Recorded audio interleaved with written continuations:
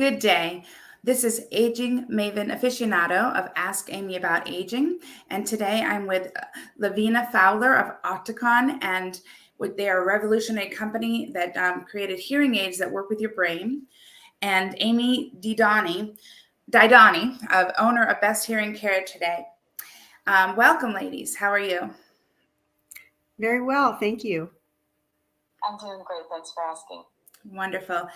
So, Lavina, why don't you tell us a little bit about Oticon? So, Oticon is the oldest hearing aid manufacturer in the world, and it actually started 120 years ago with a love story between a man who had a wife with hearing loss, and he committed to changing her life by finding hearing technology and ultimately starting a company that he turned over to his son. And our mission is to continue to find hearing technology and study how best we can address people's challenges, mostly of which are often in challenging listening environments like family gatherings or restaurants or situations like that. Wonderful. And I met Lavina of Oticon at Best Hearing Care today, which has offices in both Orlando and Lake Mary, Florida. And Amy, why don't you tell us a little bit about yourself and Best Hearing Care today? So I am not as seasoned or as much of a veteran as Lavina is, but I have been in the industry now for 8 years. And I started off just watching somebody in an office to help somebody hear better. I was kind of just shadowing, changing career fields probably. And somebody said, "Hey, have you ever thought about working with people in their hearing?" And I just thought that was never on my radar. And I went in, and I was fortunate enough to have such a great experience that the very first appointment in the office was so touching and moving that I ended up crying. Oh, wow. And I honestly thought that meant that I wouldn't be able to be in the industry because I was not professional enough not to cry. Mm-hmm. But the person that had the location that I went to was, hearing is emotional. And I was very insistent that if I was moved that much, then it might be the hardest job that I would love. And that started my journey. So I've been in it now for about 8 years. I'm fortunate enough to be able to have 2 offices now, and we have a really good team. Wonderful, wonderful. So, Lavina, why don't you tell us a little bit about some of the hearing aids that Oticon has created and So our mission, again, and our focus has always been to address the number one challenge of people that have hearing problems. And most people can hear well enough in quiet situations. However, once we get into a situation, even if it's driving a car or a small group gathering, coffee with your friends or Bible study, or like I said, a restaurant or a wedding reception, that's where people really start to struggle. And so we have really developed technology that has focused on that particular situation, as that's the number one concern of people, and then also maintaining the best sound quality. So about a year and a half ago, we released the first technology that had a revolutionary system on it called a deep neural network that had been trained on 12 million sound samples, and it's integrated into the devices. And what we are finding is that people are responding so well, even in those challenging environments. And I think Amy can attest to that.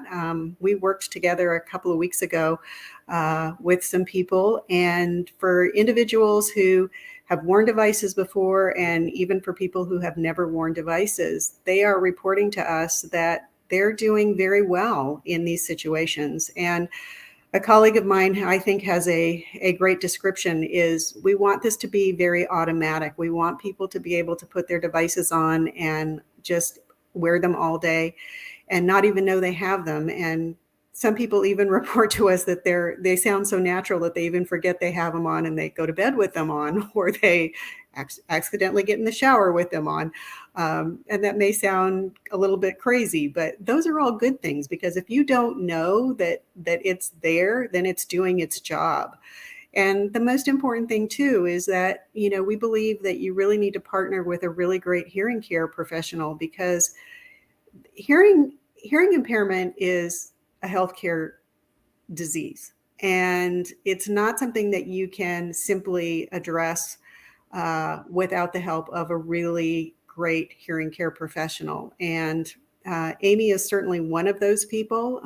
I saw her in action, and you're right. Amy, you said it. You have the compassion, you have the understanding. We are changing people's lives, and it's truly rewarding. Like Amy, I have had many of my moments where I have been brought to tears, because hearing loss is something that's invisible, and a lot of times people don't understand it. And so our job is to provide the technology, but to also provide the counseling and support and the rehabilitation that goes along with it. Right. I know that I brought my dad to the event. That's where I met you as well. It was at Amy's office in Lake Mary.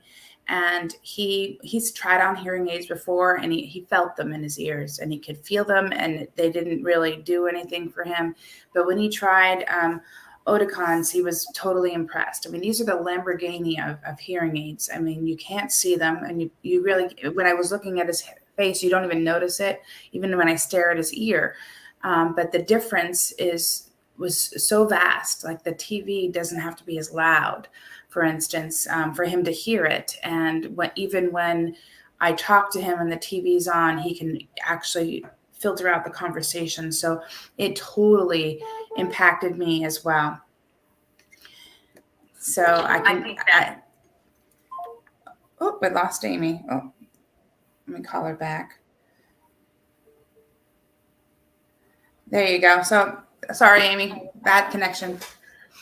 I think that's fantastic, because when we have an opportunity to even help somebody to have hearing aids on, and they go into their own noise and their own life, we can do so much in the office. But when people really get to see how they're hearing with a device, I can tell them what the device does, but they can really experience what it does. And that makes a huge difference to me. Yeah, it's amazing when you hear it yourself. I don't have hearing loss. I don't believe. I do need to come in and see you, because what age should we start testing for hearing again, Amy? So the National Council for Better Hearing, right? And yes, National Council for Better Hearing. I believe it's like once every 10 years before the age of 50. Mm-hmm. And then after the age of 50, they suggest it kind of like your eyes, right? So now I haven't checked that in a couple of years, but I'm not sure that it had changed at all. A lot of places say 60. I'm a huge believer of 50. Yeah, I can see that. I turned the half century mark this past September, and I will admit that it's been more than a decade since I've had my hearing tested, so I am due for an appointment. So yeah, and my husband as well. So what else can you tell us about some of the reasons why somebody would need a hearing aid, and why Oticon's hearing aids are different? So I'll touch on reasons why. For hearing, when we're not hearing and we're missing information, the long-term effects, we're missing that cognitive input. We're missing that stimulation to the brain. And it's a muscle, but it's also nerves and nerve endings. Mm-hmm. And you're not giving your body, the brain, that information to be able to sort through. There are people that wait a very long time to come in and see a professional like myself. And then, with hearing aids on, the best they can do is 60% word recognition. Well, wow. That is really harsh, because even with a hearing aid on, they're still missing 40% in a quiet environment. That's a really strong thing. So does getting a hearing aid mean that you won't have any additional loss? No. Does getting a hearing aid mean that you're going to get back to 100%? No, but it does provide your brain stimulation that it's missing. Right. And And what happens when the I'm brain sorry, go doesn't ahead. get stimulated? So studies find that people that do not get that information, they lose in different factors of their brain. So like we lose cognitive input, we have more aggressive cognitive decline, we lose the ability of visuospatial awareness was one of the things that can be measured. I believe also executive function. So there's different parts of our way of thinking, our way of processing information, memory recall. And this is just simply because we're not getting that information. And again, we don't always get all of it back. That's not the way it works with the ears. We hear through the ears, but we understand with the brain. Okay. And that's why it's important that technology was created, revolutionary technology is created in hearing aids that work with your brain. Can you tell us a little bit more about that, Lavina? Right. And so, again, I've been in the industry for over 40 years. And early on, technology really focused on making sound audible for patients. Through the generations of technology changes that have happened, we started studying the brain first. And what we know is that it takes 2 ears and a brain to understand. But if you don't know how the brain wants the information, you don't know how to put the technology into the device to give the brain the best opportunity. Because when the brain doesn't get the information in the correct format, it struggles and it creates fatigue. So that's why people that have hearing challenges, they often will get exhausted within the first few hours. I mean, think about it. If you're working throughout the day and you're working very hard to hear and understand what's going on around you, by lunchtime, you're going to be exhausted. So we want to make sure that we're reducing the fatigue, and we can do that by giving the brain the best information in the format that it wants that information, because the brain is a phenomenal processor.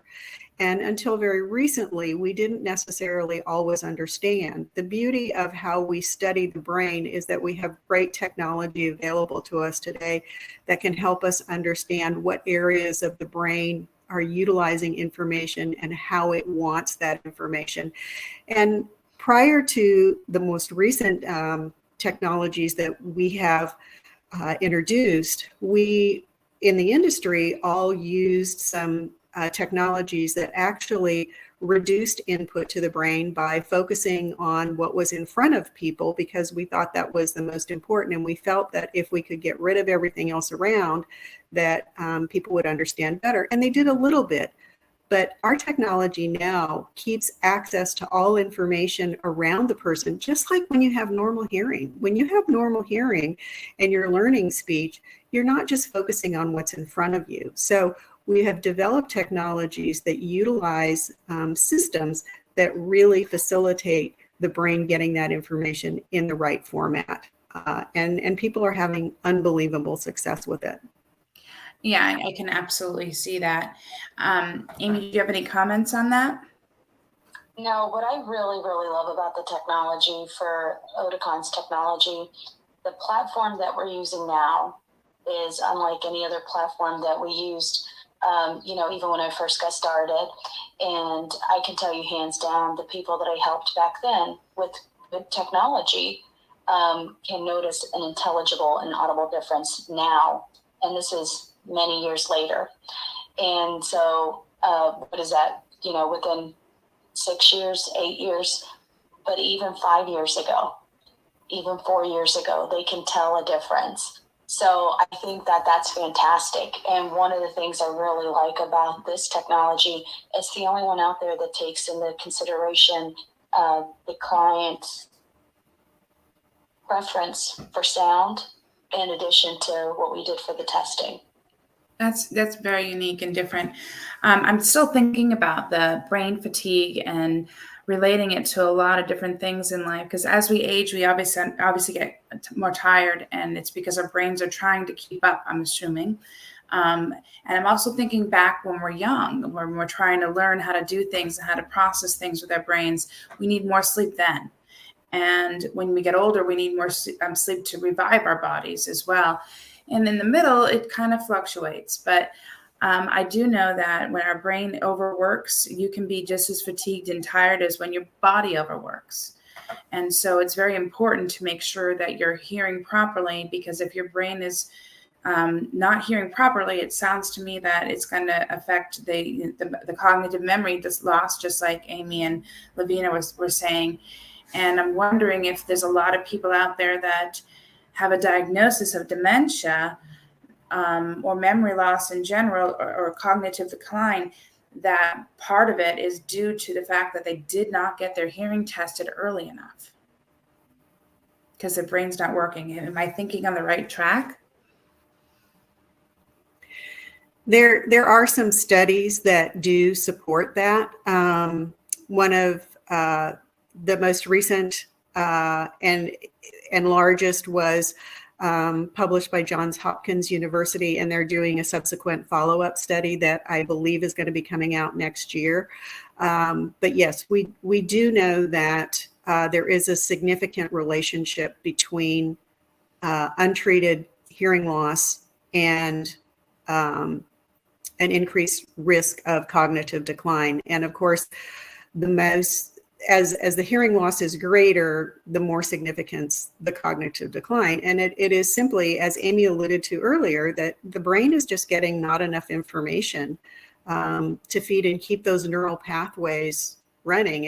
And you're absolutely right, Amy. You know, I love your analogy that the brain is a muscle. I mean, if you lay in bed for 6 weeks and you try and get out, it's going to be really hard for you to walk. But if you exercise and walk every day, walking is very natural to you. So again, this whole neural processing system doesn't just happen overnight. And you know, if somebody's had significant hearing problems and we treat them with the appropriate amplification that's recommended for them, it's not like a light switch. It again is a rehabilitation process, and it takes time because those neural pathways need to be reestablished. And we have a brilliant colleague who has been studying this and has actually shown evidence how parts of the brain literally wake back up again in response to good stimulation. Right. Well, I want to thank you ladies for coming on today. And listeners, if you're aging, which we all are aging, we want to make sure we get our hearing tested soon. If you're here in Central Florida, Amy has 2 offices of Best Hearing Care Today, one in Orlando and one in Lake Mary. Her contact information will be in the comments. And if you're elsewhere in the country, there's plenty of hearing aid doctors near you, and maybe Amy has some recommendations, or Lavina does as well, because Lavina works with different hearing aid companies throughout the U.S. Correct, Lavina? Yes, and there is a website that you can go to that's Healthy Hearing, and you can put in your zip code and you can find local providers in your area, like Amy, who have been verified and are providing the really amazing professional results and support that you'll need for this journey. Wonderful. And I know, and if I can also say, we also do offer home visits or visits offsite too, which is huge. Yes, not a lot of companies do that. So if you're here in Central Florida, definitely look up Best Hearing Care Today, or contact me or Amy directly, and I'll get you in touch with Amy. Contact information along with the website that Lavina just mentioned will be in the comments. But I will say that right now is open enrollment for seniors that have Medicare. Make sure your policy has some good hearing benefits, and review that with your Medicaid or Medicare counselors as well, because we want to make sure that if you do have hearing loss, we can get you the right kind of hearing aid that is perfect for you. And there is something for everyone's budget. Not everyone can afford the Lamborghini of hearing aids, but there are some other great opportunities. Again, this is Aging Maven Aficionado, Amy K. Gaskin, and I really appreciate both of you ladies today for joining me. Any final words? I just want to say thank you for the opportunity. And Lavina, I really appreciate you coming on too. This is really great products through the Oticon family that's available. And I really appreciate both of you. Well, I appreciate you both, and you're welcome to come back again, because let me tell you something, everyone. Every time I talk to Amy, I learn something more about hearing, and I become more and more passionate about it every day. And I like to spread the word about her every time I talk, because there's literally some new tidbit of information that she always has to share. So I really appreciate you, and I was very impressed with meeting you as well, Lavina, and I'm so happy and so blessed that you guys came on today. Thank you so much. I hope everybody has a wonderful day. Yeah, you too. Thanks again. Bye. Thank you. Bye.